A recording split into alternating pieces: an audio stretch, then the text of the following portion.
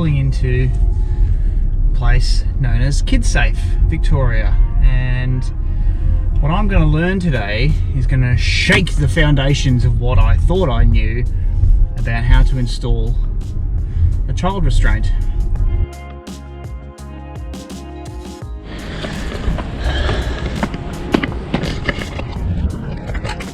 The thing with child restraints is they seem pretty easy, like just clip it in and go, right? No.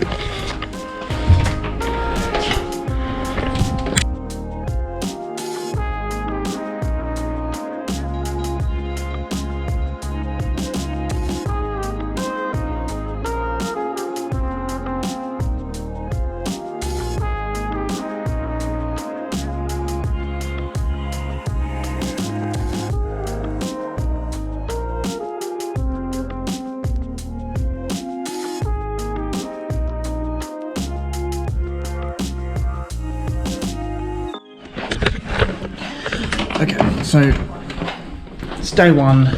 Just finished the first half of the theory-based part of this course, and it's really interesting because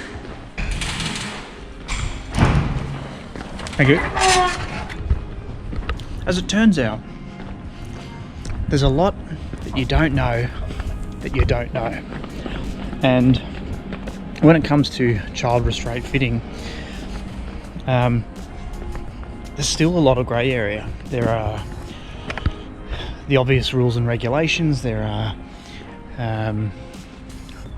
harness types. There are strap types. There are conditions around who can install what and where. And when you get down to the essentials of it, you need to know what you're doing. If you go into any kids retail store and you want to buy a child restraint, as a consumer you basically have no idea what you're doing because it's so involved. There are so many technicalities, so many clauses, so many ifs and buts and maybes, and it really is staggering that more people don't employ proper fitters to install their child seats. And moreover, mums and dads often don't have the time or the money or the inclination to fit their own seats or learn how to fit their own seats properly. And this is concerning. There are thousands of injuries related to kids in cars every year, and quite often it involves the lack of properly fitted restraints. In the last 3 or 4 years, KidSafe has installed about 18,000 restraints in vehicles, or correctly reinstalled them. And about 90%, this is according to KidSafe, 90% of them were incorrectly fitted or incorrectly installed. Does that tell you there's a problem? Something that needs to be fixed? In a car accident, in a crash, there are ridiculously high loads that are placed upon you and your kids. And you didn't get to choose when you have a crash, it just happens. So, do you want your restraint fitted properly, or just that'll do? You're gonna ask yourself.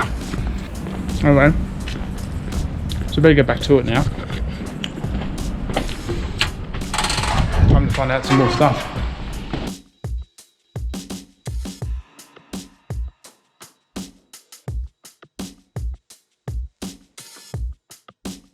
So I'm all finished for day one, and wow,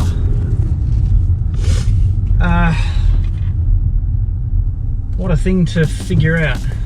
This whole enterprise of installing child seats is potentially fraught with physical and emotional trauma. It's potentially fraught with legal disputes and consumer law grey areas and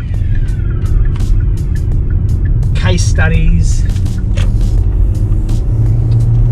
setting legal precedents. It is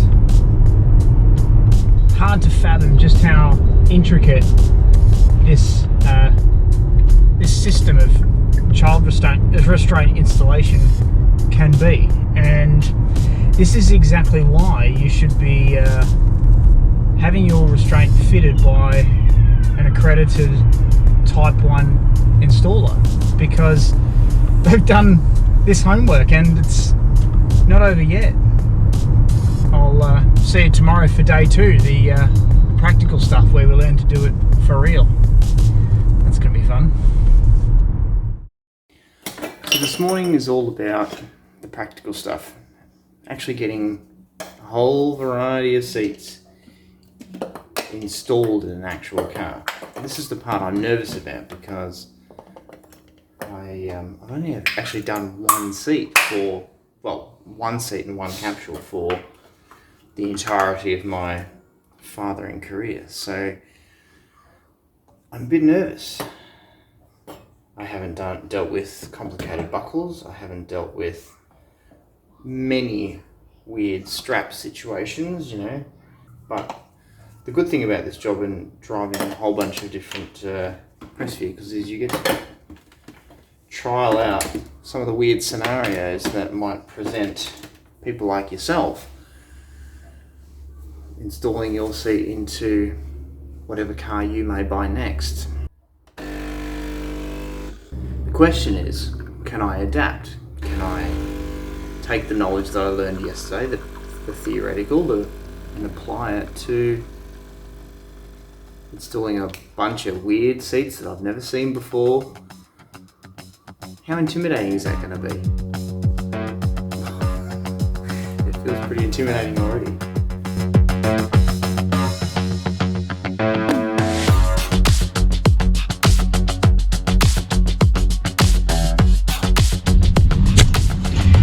Okay, here we are for day 2. Put into practice all the convoluted, ambivalent, confusing information we took in yesterday.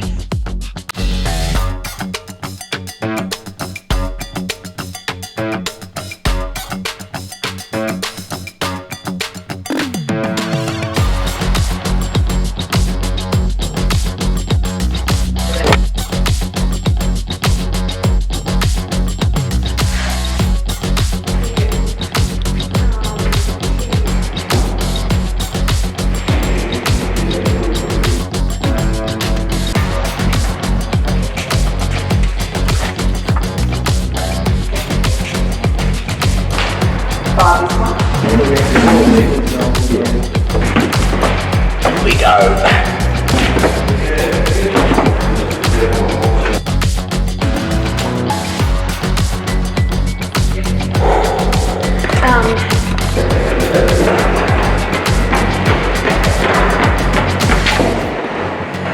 So a couple of questions you might be asking at this point is, why, Scott, have you not actually shown me any part of the course? Well, it's pretty straightforward, because this course actually is copyrighted by KidSafe. So I'm not actually allowed to show you exactly how it's done, because the point is you're supposed to come and pay for your course yourself and learn how to do it. I'm not allowed to share it on social media. What I can show you is that I have actually participated in this course. And secondly, you might be wondering why exactly we're doing this in an underground car park. Well, the environments in which I or you might be faced with in which to install your child seat may not exactly be ideal, to say the least. It's hard work too.